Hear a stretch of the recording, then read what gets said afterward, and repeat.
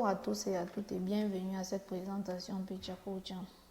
Dans le cadre du cours méthode et techniques d'analyse en urbanisme, aujourd'hui je vais vous présenter mon rapport d'audit potentiel piétonnier, actif sécuritaire, cas de Côte de Neige.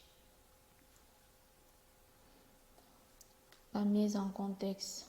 Dans le cadre d'approfondir l'analyse des secteurs observés dans la première étape, l'audit de potentiel piétonnier, actif et sécuritaire nous a permis d'identifier des tronçons problématiques nécessitant des interventions pour améliorer le confort et la sécurité des usagers sur ces lieux. Ainsi, l'objectif sera de ressortir ces inégalités d'aménagement sur certains tronçons du secteur identifié. La Côte de Neige est un quartier sociologique logé au centre de l'île de Montréal, sur le versant ouest du Mont-Royal. Ce quartier est connu par sa diversité culturelle, ses multiples services, ses infrastructures, ses multiples moyens de transport. Mais seules certaines rues identifiées nous serviront à mener à bien notre enquête.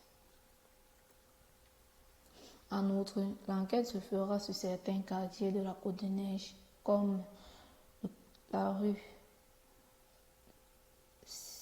Avenue Gatineau, Saint-Jean-Briand et Avenue Lacombe. Ces secteurs regorgent de multiples services tels que des restaurants, des épiceries, des écoles primaires, des universités, des hôpitaux, des stations-service, des banques, des parcs et bien plus d'autres encore. De ce fait, la méthodologie qui sera employée pour parvenir à un rendement plus clair sera celle du sondage par questionnaire sur le terrain. Nous avons là un exemple de fiche de questionnaire qui nous permet à mieux cerner l'avis des participants. Pour arriver à un résultat, nous nous posons d'abord la question de savoir comment est-ce que les résidents ou les personnes empruntant ce chemin perçoivent ces différents tronçons.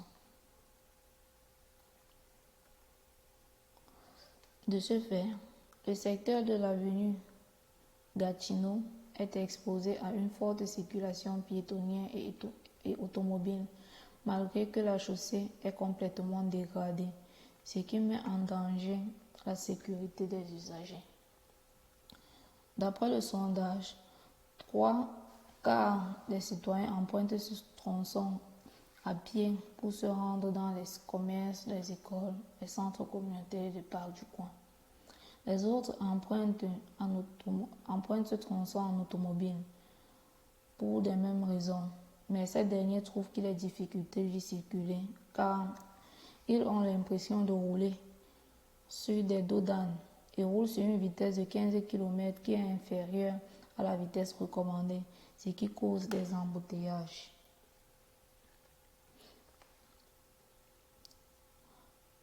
Pour le tronçon de la rue Saint-Jean-Briand, ce tronçon est très favorable à la marche et aux automobilistes.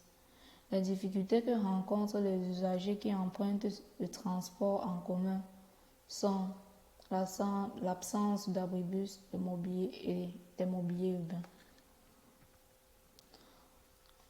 Selon l'avis des participants, 3 personnes sur 4 empruntent ce tronçon à pied et en transport en commun pour se rendre au collège Notre-Dame, à l'université d'optométrie de Montréal et ainsi qu'à l'hôpital Sainte-Marie. Ceux qui empruntent le bus trouvent très difficile de se placer dans le froid, sous la pluie ou sous la tempête de neige pour attendre le bus. Pour ce qui est de l'avenue Lacombe, elle rencontre les mêmes difficultés, celles de la rue Saint-Jean-Briand, telles que l'absence d'abribus et le mobilier urbain. Ajoutez à cela la piste cyclable.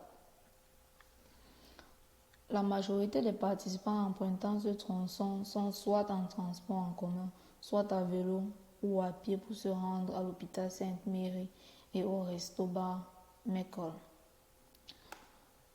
Pour les cyclistes, 4 cyclistes sur 5 disent qu'ils ne sont pas en sécurité sur une piste cyclable où les marquages au sol sont invisibles ni séparés. Pour ceux qui empruntent le bus, ils trouvent aussi difficile de se placer dans le froid, sous la pluie ou sous la tempête de neige pour attendre le bus sans être à l'abri. Comme résultat, les différents participants recommandent donc un revêtement total de la chaussée sur l'avenue Gatineau, l'aménagement des abribus et des mobiliers urbains sur la rue Saint-Jean-Briand et l'avenue Lacombe, la piste cyclable est séparée par une bordure ou par un terre-plein sur l'avenue Lacombe pour garantir la sécurité et sur les différents tronçons. Les difficultés rencontrées lors de l'enquête en cette période de pandémie, nous pouvons dire qu'il n'était pas très évident à travers l'absence des usagers sur la route et le manque de volonté des citoyens pour y participer à cause du froid et de la pluie.